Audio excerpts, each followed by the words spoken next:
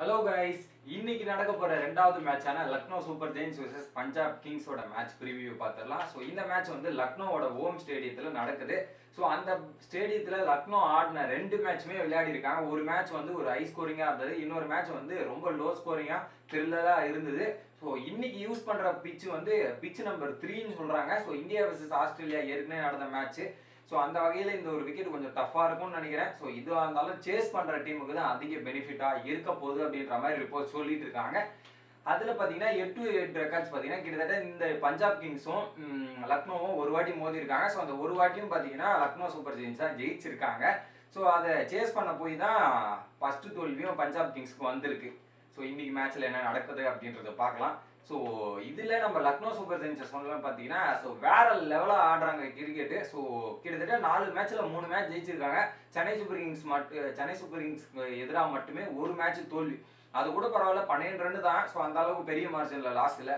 But அந்த டீமே கம்ப்ளீட்டாக செட் ஆகிருக்குங்க. பட் இதில் குயின்டன் டிக் வர்றதுக்கான சான்ஸ் இன்னைக்கு இருக்கு அப்படின்றது தான் உண்மை. ஏன்னா ரெண்டு மேட்சா பார்த்தீங்கன்னா Kyle Mahesh first second match வந்து அவர் கொடுத்த ரோல் செம்மையா பண்ணி சூப்பராக பர்ஃபார்மன்ஸ் பண்ணாங்க. சரி, அவரே கண்டினியூ பண்ணலாம் அப்படின்றால் தான் 3வது மேட்சும் 4வது மேட்சும் கண்டினியூ பண்ணாங்க. பட் அதுக்கப்புறம் பார்த்தீங்கன்னா 13 ரன் 30 ரன்லேயே அவுட் ஆனதுக்கப்புறம் கைல் மஹேஷை இதுக்கப்புறம் அந்த டீமில் வைப்பாங்களான்றது கேள்விக்குறி.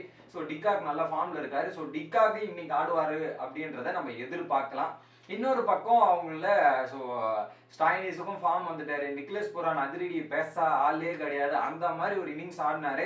ஸோ அவர்கிட்ட இருந்து ஒரு இம்பாக்ட்ஃபுல்லான இன்னிங்ஸை வந்து இந்த சீசன் ஃபுல்லாக பார்க்கலான்றது தான் உண்மை. அவரே சொல்லியிருக்காரு, இந்த சீசன்ல நான் பயங்கரமா ஆட போறேன்பா அப்படின்றத அவரே ஸ்டேட்மெண்ட்டாக சொல்லியிருக்காரு.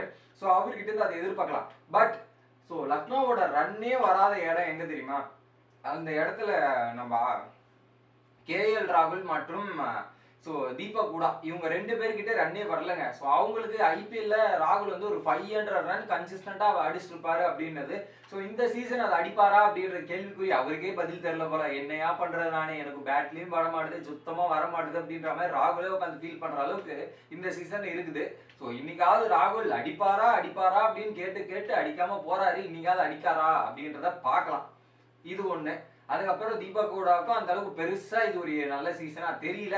மற்றபடி பாத்தீங்கன்னா அவங்க பவுலர்ஸ் எல்லாம் மார்க்வுட் செம்மையான பவுலருங்க. சரியான ஒரு பர்பிள் கேப் விக்கெட் லிஸ்ட்ல எடுக்காரு. ஸோ அதுக்கப்புறம் பாத்தீங்கன்னா ரவி பிஷ்ணயா இருக்கட்டும், இல்ல அமித் மிஸ்ராவா இருக்கட்டும், இம்பாக்ட் பிளேயர்ன்றதை கரெக்டா யூஸ் பண்ற ஒரே டீம் எதுன்னா ஸோ லக்னோ சூப்பர் ஜெயின்ஸ் தான். இந்த பிச்சுக்கு இவர் எடுத்துட்டு வரணும், அந்த பிச்சுக்கு அவர் எடுத்துட்டு வரணும்ன்ற மாதிரி பக்கா பிளான் பண்ணி ஸோ அதுக்கேற்ற மாதிரி மேட்ச் விளையாடுறாங்க. ஸோ அவங்களுக்கு நிறைய பாசிட்டிவ்ஸ் இருக்குங்க. ஸோ ஒரு மொமெண்டம்ன்றது அவங்க கிட்ட கன்சிஸ்டண்டா வச்சுட்டு இருக்காங்க. பட் இன்னொரு பக்கம் பஞ்சாப் கிங்ஸ் பார்த்தீங்கன்னா ஸோ ஃபர்ஸ்ட் 2 மேட்ச் ஜெயிச்சாங்க, செகண்ட் 2 மேட்ச் தோத்துட்டாங்க. இப்போ ஒரு தோல்வியிலிருந்து வராங்க. என்னதான் கடைசி ஒரு பெரிய போய் தோத்துட்டு வந்தாலுமே ஸோ சிக்கர் தவான் இல்லை, பஞ்சாப் கிங்ஸ் இல்லை அப்படின்ற மாதிரி தான் ஒரு லைன்ல சொல்லணும். ஸோ எல்லா மேட்சுமே சிக்கர் தவான் மட்டும் தாங்க ஒரு 2 நின்று ஆடிட்டு இருக்காரு. ஸோ அந்த அளவுக்கு சிக்கர் தவான் இன்னைக்கு அவர் ஃபுல்லாக டிபெண்டட், அவர் மேலே தான் அதிகமான ப்ரெஷர் இருக்கும். அந்த ப்ரெஷர்லாம் ஹேண்டில் பண்ணி இன்னைக்கு மேட்ச்ல சிக்கர் தவான் பர்ஃபார்மன்ஸ் பண்ணியே ஆகணுன்ற கட்டாயத்தில் இருக்காங்க. ஸோ அப்புறம் இந்த பிரபு சிம்ரன் சிங் 2 மேட்சா பார்த்தீங்கன்னா அந்த அளவுக்கு பர்ஃபார்மன்ஸ் இல்லை. ஒரு மேட்ச் அதிரடி இம்பாக்ட் கொடுத்தாரு. ஸோ இந்த மேட்ச் அந்த திரும்பவும் அந்த இம்பாக்டை கிரியேட் பண்ணுவாரா அப்படின்றது வெயிட் பண்ணி பார்க்கணும். லைம் லிவிங்ஸ்டோனும் இந்த மேட்ச்ல அவைலபிள் கிடையாது. அவர் அடுத்த மேட்சான குஜராத் டைட்டன்ஸ்க்கு எதிராக தான் வரப்போறாரு. ஸோ நேற்று தான் ப்ராக்டிஸ் ஆரம்பிச்சிருக்காரு. இன்னும் கொஞ்சம் நாள் 2-3 நாள் ஆகும் அப்படின்ற மாதிரி தவானும் சொல்லியிருக்காரு. ஸோ இன்னைக்கு லைம் லிவிங்ஸ்டோன் அவைலபிள் இல்லை. ஸோ அதுக்கப்புறம் இந்த மிடில் ஆர்டர்ஸ்லேயே ரன் அந்த அளவுக்கு வரமாட்டேதுங்க. ஸோ பால் அதிகமாக எடுத்துட்டு ரன் கம்மியாக அடிக்கும் போது பார்த்தீங்கன்னா ஸோ மிடில் ஓவர்ஸை டாமினேட் பண்ணுற டீம் தான் மெஜாரிட்டி அந்த மேட்ச் ஜெயிக்கிறது. ஒரு பக்கம் பவர் பிளே இருந்தாலும் மிடில் ஓவர்ஸ் தான் அந்த விக்கெட் விடாமல் ஸோ அந்த பவர் பிளே இருந்த மொமெண்டத்தை அப்படியே கண்டினியூஸாக டேக் டவுன் பண்ணுற டீம் தான் அதிகமாக இருக்கு. ஸோ அந்த வகையில் பார்த்தீங்கன்னா பஞ்சாப் கிங்ஸ்ல மிடில் ஓவர்ஸ்ல நிறைய ப்ராப்ளம் இருக்கு. ஸோ தவான் அவுட் ஆயிட்டாருன்னா அதுக்கப்புறம் என்ன பண்ணுவாங்க அப்படின்றது தெரியல. ஸோ இந்த மேட்சாவது ராஜபக்ஷே போனாட்டு தடவல்னு தலைவிட்டு இருந்தாரு. இந்த மேட்சாவது அவர் அடிக்கிறாரா அப்படின்றது பார்க்கலாம். ராஜபக்ஷே அடிக்கணும். அதுக்கப்புறம் ஜித்தேஷ் சர்மாக்கு நல்லா பேட்ல படுதுங்க.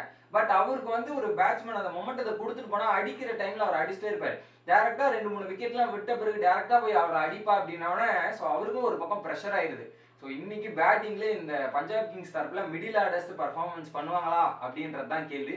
மற்றபடி பவுலிங் வைஸ்லாம் செம்மையா இருக்குங்க. ரபடாவா இருக்கட்டும், சாம் கரனா இருக்கட்டும், வேற லெவலா போன மேட்ச் வந்து ஃபைனல் ஓவர் வரையும் எக்ஸிக்யூட் பண்ணது வந்து வேற லெவலா இருந்தது. பட் அந்த மேட்சை எப்படி எடுத்துட்டு போவாரு அப்படின்றது பார்க்கலாம். ஸோ சாரி ஒரு விஷயம் தப்பா சொல்லிட்டேன். ஸோ போன மேட்ச்ல வந்து ஷிகர் தவன் அந்த இன்டர்வியூல சொல்லியிருந்தார் லைம் லிவிங்ஸ்டோன் அடுத்த 2-3 மேட்ச்சுக்கு அப்புறம் அவைலபிளா இருப்பாருன்னு. ஸோ இந்த மேட்ச்ல அவைலபிள் கிடையாது. ஸோ அடுத்த எந்த மேட்ச்சுக்கு வருதோ அந்த மேட்ச்ல தான் ஸோ லைம் லிவிங்ஸ்டோன் அவைலபிளா இருப்பாருங்க. இன்னொரு பக்கம் பாத்தீங்கன்னா ஷிகர் தவனுக்கு எதிராக வந்து 2 ஸ்பின்னர்ஸுமே பயங்கரமா போட்டிருக்காங்க லக்னோவோட ஸ்பின்னர்ஸ். ஒரு பக்கம் அமித் மிஸ்ராவா இருக்கட்டும், இன்னொரு பக்கம் ரவி பிஷ்ணா இருக்கட்டும், கிட்டத்தட்ட பயங்கரமா போட்டிருக்காங்க. அமித் மிஸ்ரா கிட்ட மட்டும் 33 பால்ல 3 வாட்டி அவுட் ஆயிருக்காரு ஷிகர் தவன். ஸோ அமித் மிஸ்ரா வந்து ஷிகர் தவனை எடுக்கிறதுக்காகவே கொண்டு வரதுக்கான சான்ஸ் அதிகமா இருக்கு. ஏன்னா தெரியும் உட்காந்து ஸ்டாட்ஸ் எல்லாம் பார்க்கும்போது ஷிகர் தவனை தூக்கிட்டு அந்த டீமே ஒரு பக்கம் காலி பண்ணிடலாம் அப்படின்ற மாதிரி யோசிச்சு வருவாங்க. அது ஒரு பக்கம் இருக்கு. ஸோ மார்க்வுட்டோட ஃபேஸை எப்படி ஹேண்டில் பண்ண போறாங்க, செம்ம fast and line and length போறாங்க. ஸோ அவரை எப்படி டேக்கிள் பண்ண போறாங்க பஞ்சாப் கிங் பேட்டர்ஸ் அப்படின்றது ஒன்று இருக்கு. ஸோ இது எல்லாத்தையும் ஃபேஸ் பண்ணி யார் வின் பண்றான்னு பார்க்கணும். இன்னொரு பக்கமும் பரவாயில்ல, ராகுல் சங்கர் இருக்காரு, அந்த அளவுக்கு இம்பாக்ட்ஃபுல் பர்ஃபார்மன்ஸ் இது வரைக்கும் கொடுக்கல. ஸோ இன்னைக்காவது கொடுப்பாரா, கேஎல் ராகுல ட்ரபிள் பண்ணுவாரா, இதெல்லாம் பண்ணுவாரான்றதை பார்க்கலாம். நீங்க என்ன நினைக்கிறீங்க, எந்த டீம் ஜெயிக்கும் அப்படின்றத கமெண்ட் பண்ணுங்க. வீடியோ பிடிச்சிருந்தா லைக் பண்ணுங்க.